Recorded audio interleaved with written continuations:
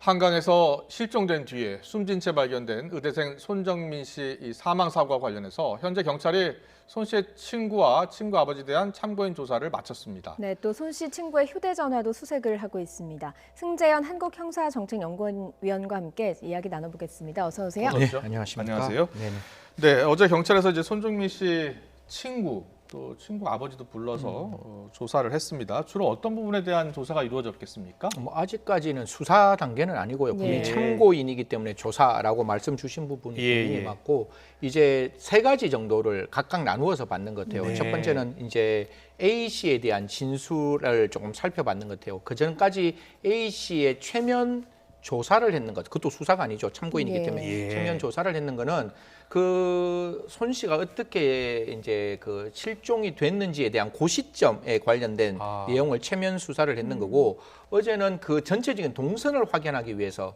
이제 A 씨를 불러서 이제 질문을 했다고 하니까요. 우리가 지금 가장 키포인트가 삼고 있는 그 만나는 10시 45분부터 그 다음날 4시 30분 혹은 그 뒤에 5시 30분까지의 시간에 대해서 어떻게 시간적인 추이가 있었는지를 예. 이제 분명히 살폈을 것이고, 네. 그 사이에 이제 손 씨 아버님이 말씀하시는 여러 가지의 합리적 의심이 있는 부분들에 대해서 네. 질문을 했을 것이다. 이게 1인 것이고, 두 번째는 손 씨 아버지한테는 그 손 씨가, 그러니까 저 A 씨가, 죄송합니다, A 씨 아버님한테는 A 씨가 신은 신발에 대해서 예.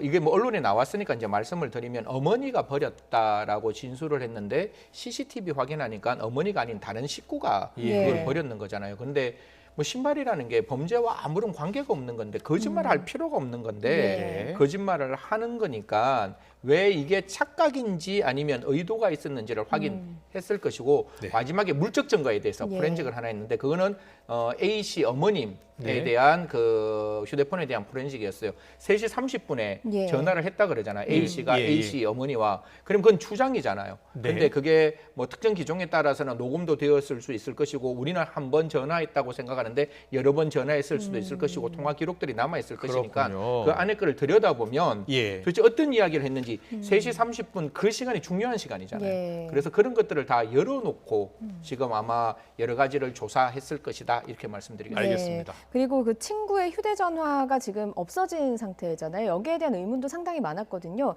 이걸 지금 수색하고 있는데 이걸 찾으면 좀 실마리가 되겠습니까? 그건 저도 잘 모르겠어요. 이게 아버님의 시각은, 저는 아버님은 충분히 그럴 수 있다고 봐요. 예. 손 씨 아버님은 왜 이 휴대폰이라는 게 지금 A 씨가 가지고 있어야 되는데 예. 분명히 그 우리가 알고 있는 3시 30분에 이렇게 전화를 했다고 예. 하고 이게 잤다면 이게 바뀔 수 있는 확률은 거의 없는 거잖아요. 예. 분명히 자다가 이렇게 머리맡에 넣었다든가 아니면 주머니에 넣었던가 그러면 이 휴대폰, 즉 그 A 씨의 휴대폰이 A 씨에게 남아 있어야 되는데 예. 그 A 씨의 휴대폰이 아니라 손 씨의 휴대폰이 있으니 이게 어떤 일인지, 그러면 손 씨 아버님의 입장에서는 저 조심스러운데 A 씨가 어떤 의도를 가지고 이거를 뭐 숨기거나 버렸지 않았을까라는 생각은 하는데요. 사실 뭐 우리가 지금 증거로 찾을 수 있는 거는 여러 가지 CCTV라든가 차량의 블랙박스라든가 그다음에 손 씨의 휴대폰을 다 포렌식했고 그중에 6그룹의 7명에 대한 진술을 다 받았기 예. 때문에 만약에 그 아이폰이 발견되지 않는다 할지라도 정황 증거로서 충분히 증거는 지금 체증되어 있지 않느냐라는 네. 이야기도 같이 함께 드리겠습니다. 알겠습니다. 그리고 이 일이 있기 직전에 둘이 찍은 영상이 지금 이제 공개가 된 거죠. 네네. 네, 그 안에 영상을 보면 뭐 골든건이라는 언급도 있었고 또 절을 하는 모습도 나왔다 그래요. 저희들이 이제 언론에서 전체 그걸 보지는 못했을 네, 거잖아요. 네. 경찰은 그 전체를 봤을 건데 네. 저도 제일 처음에 생각했을 때 이렇게 넙죽 절하는 모습이 있대요. 예, 그러니까 손 씨 앞에 A가 절을 하면 A가 뭔가 잘못한 게 있으니까 넙죽 절을 하는 거 아니냐. 그래서 골든건이 뭐냐라고 여러 가지 어떤 방면들의 이야기들이 많이 나왔는데 오늘 경찰이 밝힌 것은 네. 그 내용 전체적인 비디오 안에 이제 가수들의 이야기가 들어왔고 예. 취미 활동의 이야기가 아. 처음부터 끝까지 나오는 거기 때문에 네네. 거기 나오는 것도 어떤 힙합 가수의 이름이 아니냐라고 나오는데요. 한번 이 부분도 사실 조금만 더 들여다보고 나중에 뭐 이게 사건이 될지 사고가 될지에 따라서 조금 더 살펴봐야 되는 대목은 분명히 있다, 이렇게 말씀드리겠습니다. 예. 그리고 뭐 현재 증인 진술과 관련해서 경찰이 특이점이 없다, 대부분 비슷하다 이렇게 이야기를 했거든요. 이건 또 어떻게 좀 풀이를 할 수 있는 겁니까? 이런 부분도 지금 기록만 보면 예. 제가 정말 물 만난 고기같이 말씀을 드릴 예. 수가 있는데 진술의 일관성은 저는 두 가지라고 생각해요. 정말로 그냥 A 씨와 손 씨가 그냥 재밌게 놀고 이야기하고 젊은 친구들끼리 저녁에 뭐 스트레스를 풀 수 있는 시간이라고 일괄적으로 이야기를 할 수도 있는 것이고 그 의미 있다 뭐 이렇게 우리가 판단할 수 있는 중요한 유의미한 어떤 진술이 있다라고 이야기하는 것은 분명히 손 씨가 어떠한 행동을 했는지에 대한 일관된 진술은 있는 것 같아요. 예. 그렇기 때문에 그런 부분이 만약에 이게 사건과 관계되는 이야기면 경찰에서는 절대로 할 수 없을 것이고 이건 피의 사실이 될 수가 있으니까 예. 그게 아니라면 나중에 지금 한 15일 정도 이제 곧 오늘 10일이니까 한 5일 정도만 네. 있으면 종합 부검 보고서가 나올 것 같아요. 네. 그 보고서가 사건인지 사고인지를 확인해 줄 수 있다면 그 경우에 따라서 만약에 사고라면 지금의 일관된 진술이 무엇인지는 경찰이 좀 밝힐 수 있지 않을까. 예. 그래서 이게 정말로 두 사람의 즐거운 시간에 대한 일관적인 진술인지 아니면 손 씨가 특정하는 모습에 대한 일관적인 일관된 진술인지는 좀 저희들이 조금 기다려봐야 되지 않을까라고 생각합니다. 이번 국가수 부검 결과에서 꼭 밝혀져야 할 사안이 어떤 게 있죠? 원인이죠. 예. 그러니까 사망의 원인 어차피 부검은 세 가지로 하는 건데요. 네. 누군지, 언제 죽었는지, 어떻게 죽었는지인데 예. 가장 중요한 게 만약에 지금 익사냐 익사가 아니냐. 익사라 할지라도 사건과 사고의 가능성은 열려 있지만 익사가 아니라 그 한강 공원에서 사망을 하고 그리고 난 다음에 만약에 한강으로 갔다면 분명 한강으로 빠뜨리는 거는 사체 은닉, 사체 유기로 네. 이건 100% 범죄가 될 수 있는 것이고 그러니까 한강 공원 내에서 사망했다면 그건 분명히 외인사의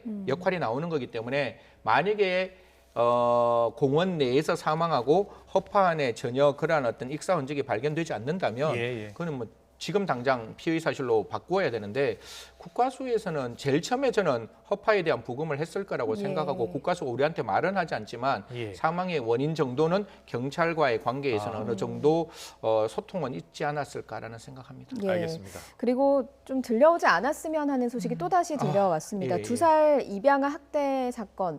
지금 뭐 의식불명으로 병원으로 들어왔는데 아버지가 긴급 체포됐고 네네. 구속영장까지 신청이 네. 됐거든요.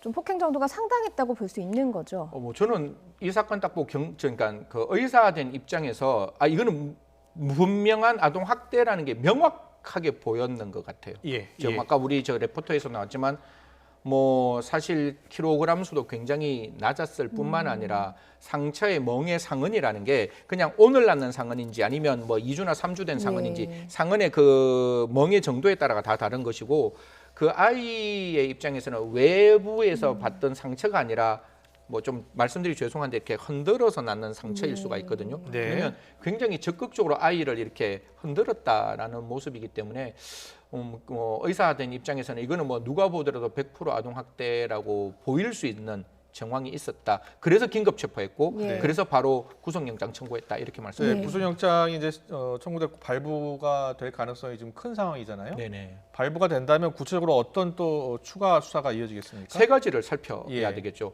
지금 아버지의 문제는 살폈는 거잖아요. 예. 그러면 그 어머니가 어떠한 역할을 했느냐. 이건 사실상 어머니에 대한 예단이 될 수가 있지만 네. 모든 아동 학대 사건에서 가족의 관계는 굉장히 중요한 거예요. 예, 예. 그러니까 아버지가 아버지로 어머니가 어머니로 역할을 했다면 이런 부분이 없는데 어머니가 과연 이러한 아동 학대 사건에서 알고 있었는지 몰랐는지를 1차 확인을 해야 되는 것이고 두 번째는 지금은 그렇지 않다라고 보이는데 뭐 입양기관에서 4명의 사실 이 가정은 4명의 자기 네. 친자들이 있는 가정이거든요. 그러면 예. 그 친자가 있는 4명에 있는 아이들이 어떠한 학대라든가 그다음에 수입이라든가 아이를 입양하는 게 문제가 있었다면 안 했을 것인데 그런 부분이 입양 당시에는 있었다 할지라도 그걸 정확하게 안 살펴봤으니까 4명의 아이에 대한 학대 사실이 있었는지를 살펴야 될 것이다 이렇게 말씀드리겠습니다. 예, 입양을 주선한 아동 입양기관의 경우에는 사후 관리를 할 의무가 있잖아요. 1년 동안 뭐 3번 정도 방문을 해서 네, 봤다고 해요. 근데 발견을 못한 이유가 있겠습니까? 뭐 10월, 1월,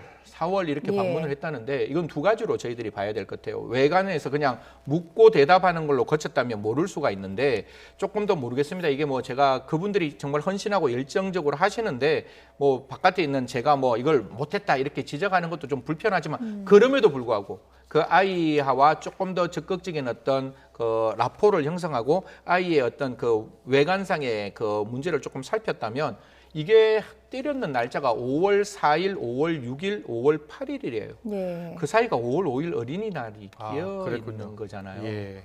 그러니까 되게 저는 마음이 그게 되게 불편하고 분명히 의사 입장에서는 2주, 3주, 4주 전에 명도 있었다라고 이야기한다면 예. 아동 폭행과 학대는 한 번이 아니라는 것은 명확하거든요. 예. 그럼 그 전부터 지속적으로 있었다면 조금만 더 이 기관이 조금 살폈으면 하는 아쉬움은 분명히 있다 이런 말씀. 제도 개선 좀 이루어져야 될 부분이 좀 많을 것 같은데 어떻게 보세요? 뭐 지금 정인이 사건 때문에 저희들 제도 개선 많이 하고 있는데 예. 결국 제도의 문제가 아니라 저는 제도가 바뀌는 게 아니라 사람이 변해야 된다고 생각합니다. 예. 그러니까 여기에 지금 관여되고 있는 여러 사람들이 최선의 노력을 하고 있지만 우리가 조금 더 변해야 된다. 그래서 예. 특히 입양 가정에 갔을 때에는 예. 그냥 말로 하는 게 아니라 아이의 신체 상태를 조금 더 면밀하게 그리고 치밀하게 그리고 그러한 어떤 그 이야기들을 치열하게 같이 좀 이야기를 했으면 좋겠다 예. 이런 말씀드리겠습니다. 네, 맞습니다. 아동학대 전문가분들이 한결같이 얘기하시는 얘기가 네. 제도 개선 꼭 필요하지만 우리 사회가 함께 해결해야 될 네. 문제다라고 계속 지적을 하더라고요. 알겠습니다. 오늘 말씀 여기까지 듣겠습니다. 잘 들었습니다. 고맙습니다. 감사합니다.